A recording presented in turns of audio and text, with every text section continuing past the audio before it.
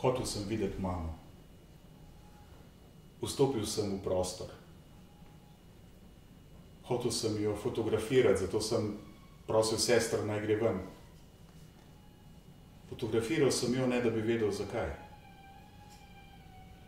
Snel sem ji zapestnico, ki sem jo še več tednov pobožno hranil v žepu. Spomnim se, da sem jo poljubil in si rekel, konec je. 15:30. Pridem do domače hiše. Vrata se odprejo, oče mi omakne objem in mi reče, kje si bil? Kje si bil? Tvoja mama mi si želela, da bi bil tam.